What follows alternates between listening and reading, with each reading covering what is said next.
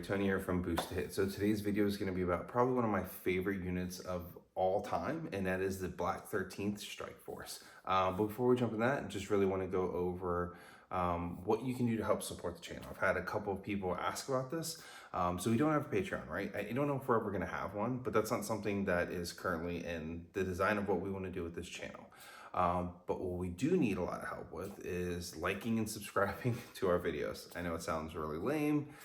People say that all the time, but really for us, right, we really want to make sure we're getting as visible as possible. We're getting as much interaction as possible. And really to do that, it's we need the support of people who are already watching it, and also just people who are looking at our videos but not subscribed yet, subscribing to our channel, liking our videos, interacting with us on Facebook, looking at our blog posts whenever we do those, because every other week, right, we do a blog post one week, and then the next week we're gonna do a video. So those type of interactions just really help us. It helps us get out there more, so we could be more visible. So that would be the best thing you can do to help us. Now, jumping back into our video for today. So today we're gonna cover the Black 13th Strike Force. And we're gonna go a little bit in the history of what the gun mages did initially. So kind of how they were formed, why it was so important that they got formed the way they did, and then the necessity that came out from the Black 13th, or just all the strike forces, right? Because there's more than just one. From there, right, we're gonna talk about the three main members of the Black 13. Lynch, who was the former leader before his untimely death, Watts, and Ryan. Then we're going to talk about, hey, what happened during that brief time where Lynch was no longer around. Then we'll talk about kind of what the new Black 13th potentially is going to look like and who's possibly running them. So with that being said, let's dig in. All right, so starting off about the Black 13th, right? So they operated entirely off books, right? The Black 13th actually is just one of many strike forces within the gun mages. At the time, right, it was actually forbidden for any of the officers to even acknowledge the Black 13th's presence, or really any of the Black operations presence whenever they showed up. The only records of the Black 13th are their names, rank, and any code names that they acknowledged, and extremely covert team, right? So before we talk a little bit more about the Black 13th, going over Lynch, Watts, and Ryan, we need to kind of talk about the beforehand, right?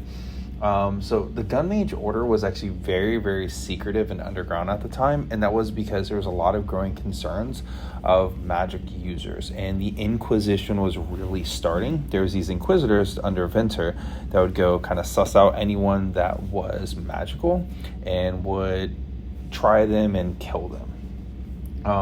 In 850 AR, there were some influential gun mages approached the current War Master General at the time and pushed for them to create an official order, since there was word starting to spread that Venter was going to make the Inquisitors' hands reach even further and allow them to freely persecute any magic users, even if they were part of the Signarin military.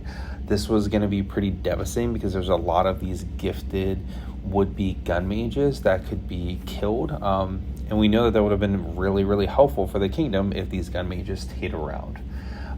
So what the War Master was able to do was he was able to, during one of his War Council meetings, was able to convince Venter to create this order. And he did this in a way by arranging it so that the actual Inquisition head person at the time was not in that meeting. So the War Master really only had to convince one person. Luckily, he did that because very shortly afterwards, it was found out that, hey, this was actually going to get approved for the overreach, but if you were part of the gun mages, you were protected. And that kind of pulls into eventually why Cain was pulled into the gun mages, because it allowed him to be protected from the Inquisition. That's another story. We're not going to worry about that, right? So shortly after the gun mages were created, there was this need for these covert strike teams. And from there, multiple groups were pulled back, and each group had 18 individual members that would form a strike team. We know that there's at least 13. We're pretty sure that there's more than that, though. So talking a little bit first, let's talk about Dixon Lynch. So Dixon Lynch was the former leader of the Black 13th. he actually came from a pretty affluent Corvus family, but instead of just joining the military and automatically getting his commission, he chose to enlist as a trencher and go in at the very bottom rank. He really wanted to earn his commission. And it looks like his magical gifts were kind of discovered very early on. So he, like I said, he joined as a trencher, and this was before the gun mages were even in order at the time. And we know that he was probably pretty important within that secret society of the gun mages, because he was actually on their initial draft whenever the gun mages were created. Now, Dixon really helped train a lot of the gun mages and created this spoken word drill that would help gun mages focus their magical abilities into their shots. Because a lot of their shots were, the bullets are rune scribed, and after that they're scribed, you chant the power into them. And Lynch was really famous of this is how he liked to train his team. He continued to train his team doing that. Now, as he was within the gun mages, he had became pretty close with Prince Leto at the time, who ended up becoming the War Master in the future. And then this probably set the stage for helping with the Lion's Coup. Lynch was actually in a different location during the Lion's Coup, and it is said that he led several surgical strike teams to kill multiple leaders that could potentially help raise an army to help Venter, which again allowed Prince Leto to eventually become king. After that, right, there was need for the new CRS, and then from the CRS, there was an individual named Bolden Rebold that actually became the leader of the CRS, and he from there created the Black Stripe teams, and he had placed Lynch as charge of the 13th strike team. Now, they've had several missions at this point, but one very notable mission was with a ship called the Capria. So the Capria was looked at to be this Ordic vessel that was coming in and out of port, but there was a lot of concern that it was in fact a Khadoran spy ship. The Black 13th, while there's no records that they were officially put on there, it is very heavily assumed that they were. They ended up killing every single person on that ship. Now, the reason why this is really important is because this would set the stage to the future downfall of most of the Black 13th, because there was a officer's son that was on that ship, and when he had found out that his son was killed, he vowed to do everything in his power to bring those individuals that killed his son to justice. So that's a little bit about Dixon. All right, now let's talk about Sam Watts, or Samuel Watts, right? So Watts was a kid who grew up in Orvin. He was only a couple years younger than Dixon, but it took a very long time for their paths to cross. So like I said, he grew up in Orvin, and he had a multitude of citations for fighting, gambling, and drinking. And this would really set the stage for who Watts is as a character. It's actually assumed that his interest into the military was more so forced, as opposed to him wanting to join, due to probably a lot of the issues he had as a kid, and probably a judge told him he had to do this or he'd get hung.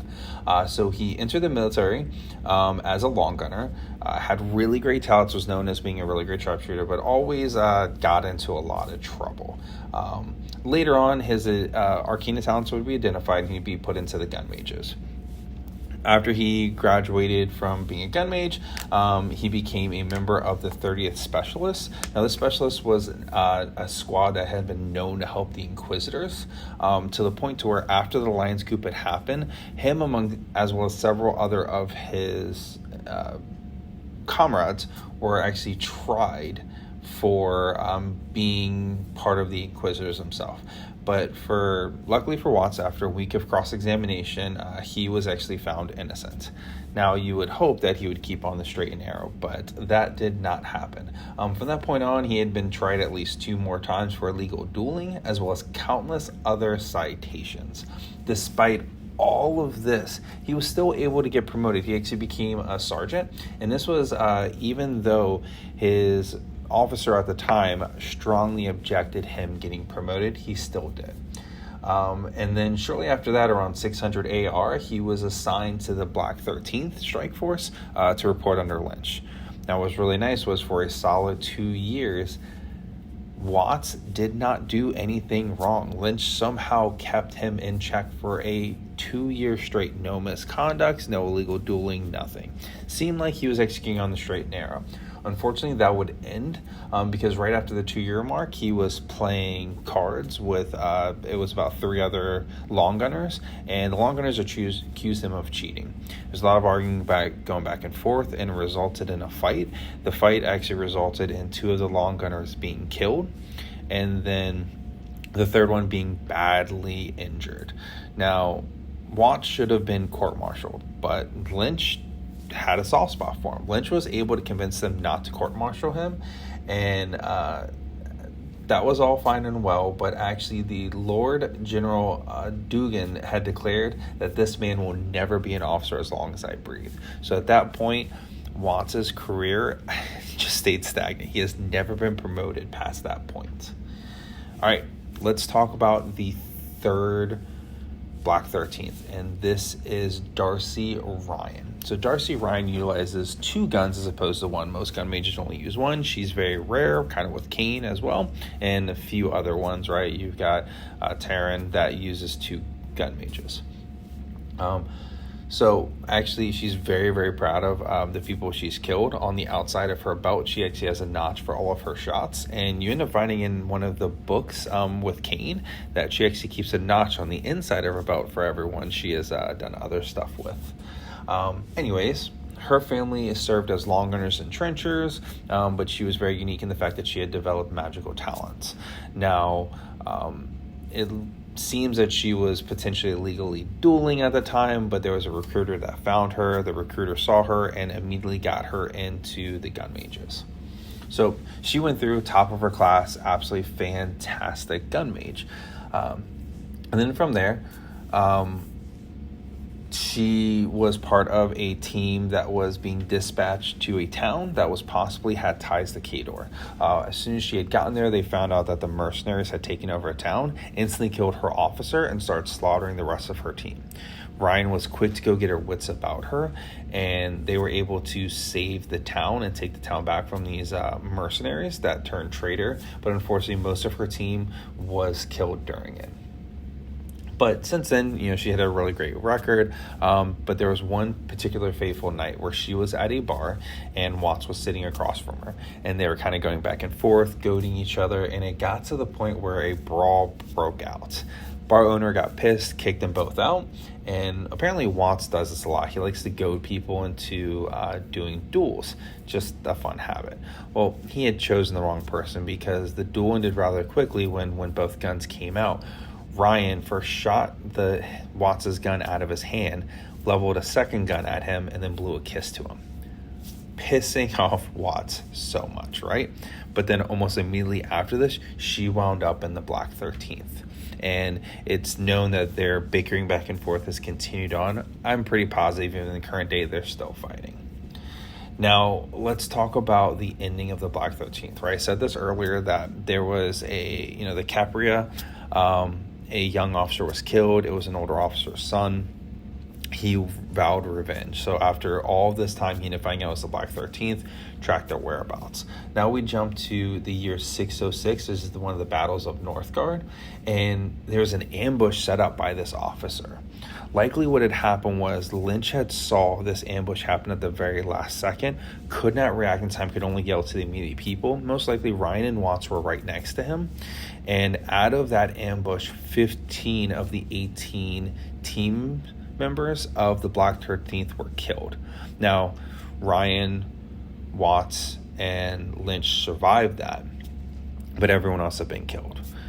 After asking several times if they could replenish the Black 13th, Lynch had said no, he refuses, he's just going to keep that now. Was it because he wanted to keep the team smaller, or really because of his guilt, right? He had always been this individual that had been able to protect people. He almost had a sixth sense, and it's almost as if he had felt guilt that he couldn't save them. So that's the initial background of the Black 13th. Right now we're going to jump a couple years into the future when Kane is on the run. When Kane is on the run, the Black 13th is dispatched by Revolt to go and kill him, right? Bring him back because they said, hey, he has turned trade coat. He is in leagues with Khador. You need to go kill him. this is unfortunately where through a series of events, you go back, listen to one of our other videos, but Lynch ends up getting killed. He ends up getting shot in the face by a Wraith version of Kane. So it just leaves Ryan and Watts there. Now, Ryan and Watts continue on to try to go kill Kane, but they end up finding out that Kane is not a bad guy. It's this Wraith that took over, and they join up with Kane as part of the Hellraisers for a while. Hellslingers, I'm sorry, not Hellraisers. The Hellslingers for a while, and they form this group, and they go help get his daughter back, Cynthia, that we're going to see as a Warcaster here pretty soon, which I'm super excited about. And now we start seeing there, right? But after that, there was a gap, right? We know that they've done a couple things, but at the time, whenever the invasion of the Infernals had ended, we don't know what happened to the Black 13th. Now we see that they are coming back. There's 3 team members now, which means that they added a third person, and I don't think Kane is the one leading them anymore. My theory is going to be Ryan is now in charge of the Black 13th. She had the most tactical knowledge, she had the most expertise, while Watts is older. I'm pretty sure he still has that stain that he is never going to be promoted again afterwards. So we're going to see Ryan, we're going to see Watts, and we're going to see whoever this new third person is. I think it's going to have probably some unique thing, right? But it could potentially be someone that is related to Lynch, right? It could be Lynch's son. You know, we don't know if they have kids or not. So that'd be kind of cool if we see that. But I really don't know. But I'm very, very excited to see what the Black 13th shows up in the both lore-wise as well as game-wise for this new edition. Because like I said beforehand, Black 13th is by far my favorite unit ever. So that's a little of my ramble. Hope you all liked the cast. As always, let me know what you think. Peace.